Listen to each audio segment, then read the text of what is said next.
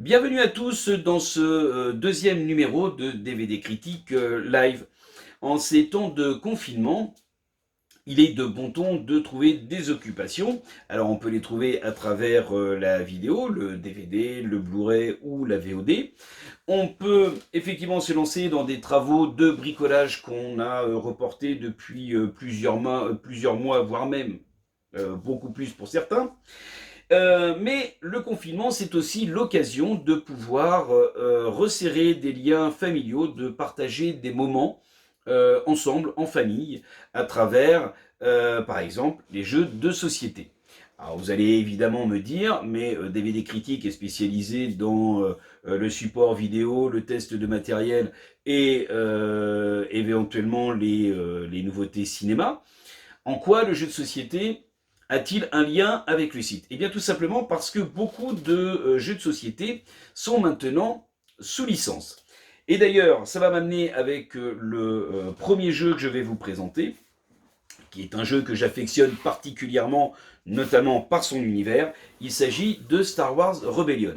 Star Wars Rebellion, c'est un jeu qui va se jouer à 2, grand maximum 4 personnes, et dans lequel vous allez soit jouer l'Empire, soit jouer les rebelles. Le but du jeu étant tout simplement aux rebelles de cacher leur base, et à l'Empire de la trouver et de mettre fin à la rébellion. Alors, il faut tout de suite le savoir, c'est un jeu un peu compliqué, il y a 45 minutes de mise en place, mais par contre, vous avez un temps de jeu qui est aussi entre 3 et 4 heures. C'est très rapidement addictif, et d'autant plus que le visuel est absolument magnifique. Vous allez avoir des petites figurines qui représentent l'étoile de la mort, vous avez les vaisseaux rebelles, vous avez les troupes, les vaisseaux rebelles et impériaux, pardon. Vous avez les troupes rebelles et impériales également, et plein de petits accessoires qui vont vous permettre de progresser dans votre mission, quel que soit le côté de la force. Alors donc Star Wars Rebellion est un jeu absolument magnifique que je vous conseille. Bien évidemment, tous les jeux que je vais vous conseiller aujourd'hui le sont dans le cadre du confinement, mais bien évidemment, s'il y a une leçon à retenir de cette épidémie, c'est que après le confinement, eh ben, il sera bon de garder ce lien et ce temps précieux que l'on peut avoir en famille autour des jeux de société qui, croyez-le bien, sont de plus en plus inventifs avec des visuels absolument magnifiques et soignés. Star Wars Rebellion, donc un jeu vraiment à utiliser dans cette période de confinement parce que justement on a le temps pour ça, 3 à 4 heures de jeu. En temps normal, il fallait quand même pouvoir les trouver.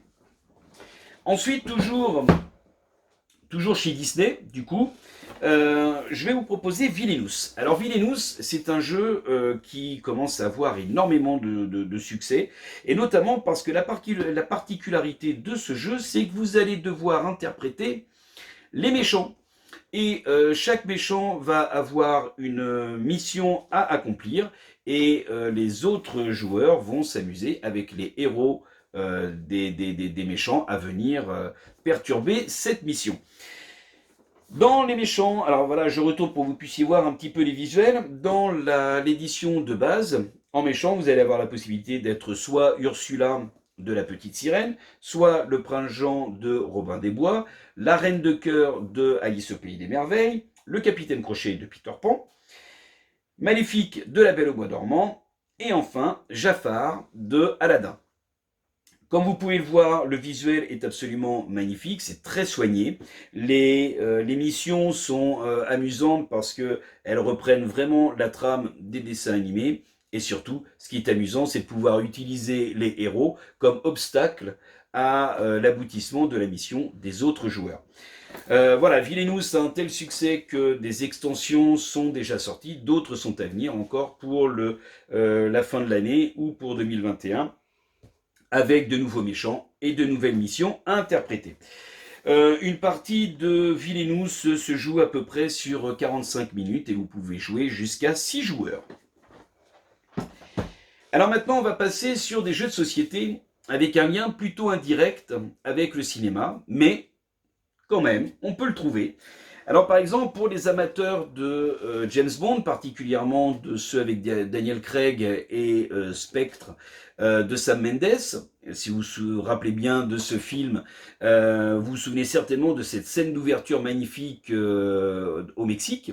Alors juste pour, entre parenthèses, cette scène d'introduction a donné l'idée à Sam Mendes de faire un film complet avec un seul plan séquence, c'est 1917, que vous pouvez déjà découvrir sur les plateformes de VOD.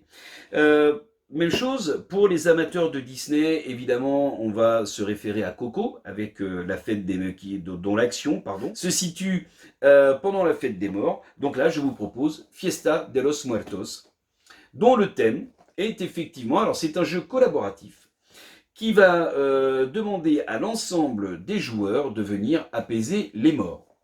Alors les morts en question, ce sont des personnages célèbres, réels ou de fiction.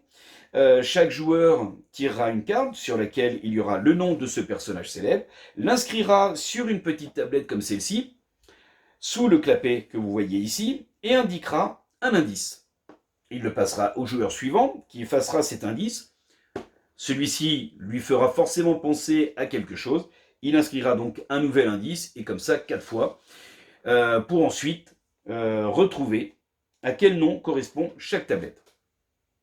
Inutile de vous le dire, Fiesta de los Muertos vous réserve de grandes crises de fou rire, parce que tout le monde ne réagit pas de la même manière, tout le monde ne réfléchit pas de la même manière, et du coup on peut partir sur des pistes qui vont nous amener très très loin du personnage d'origine. Voilà, franchement, ça c'est un jeu qui se joue jusqu'à 8 joueurs. Idéal évidemment en cette période un petit peu morose de confinement, mais alors pour le coup, c'est un jeu qui effectivement vous promet des soirées, y compris pour l'été à venir ou pour l'automne et l'hiver suivant. Franchement, de très très bonnes soirées, et vous allez énormément vous amuser avec ce jeu. Fiesta de los Muertos, évidemment, c'est un jeu que je vous conseille très rapidement. Ensuite, dans l'univers de l'Heroic Fantasy, donc là on peut penser évidemment au Seigneur des Anneaux et plus proche de nous à Game of Thrones. Je vous parle de ce jeu qui a reçu l'As d'or du dernier festival du jeu de société à Cannes. Grande manifestation qui permet de découvrir énormément de jeux de société, que ce soit pour les plus jeunes ou pour les plus geeks. Ici c'est Oriflamme. Alors Oriflamme, c'est un jeu qui s'apprend très très vite. La prise en main est assez rapide. En gros, chaque joueur a une famille de personnages qui ont chacun des pouvoirs particuliers. Le but du jeu, ça va être de les placer de manière stratégique pour pouvoir éliminer les autres joueurs ou glaner un maximum de jetons d'influence. Et celui qui a le plus de jetons d'influence a évidemment gagné. Le temps de partie est d'environ 20 minutes. C'est un jeu pour 3 à 5 joueurs. Et surtout, ça se joue à partir de 10 ans. Donc inutile de dire, c'est évidemment idéal pour la famille.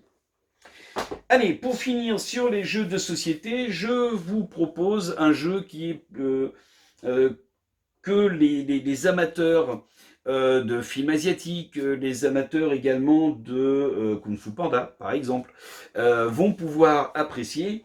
Ça s'appelle Takenoko.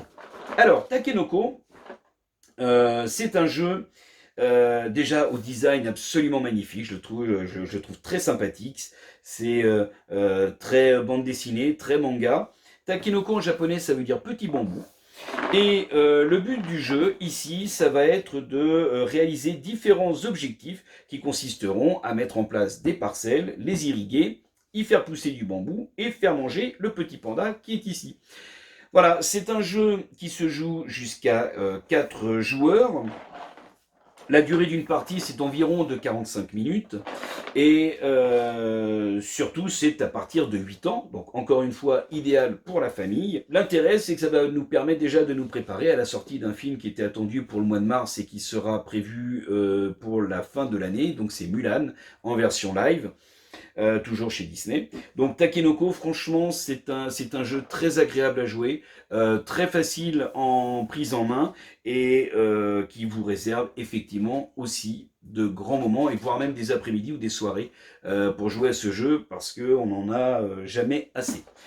En attendant, pendant le confinement, si vous n'avez pas la possibilité de vous procurer ces jeux, vous pouvez également aller sur des sites internet comme par exemple Board Game Arena, qui vous proposera toute une liste de jeux, dont Takenoko d'ailleurs.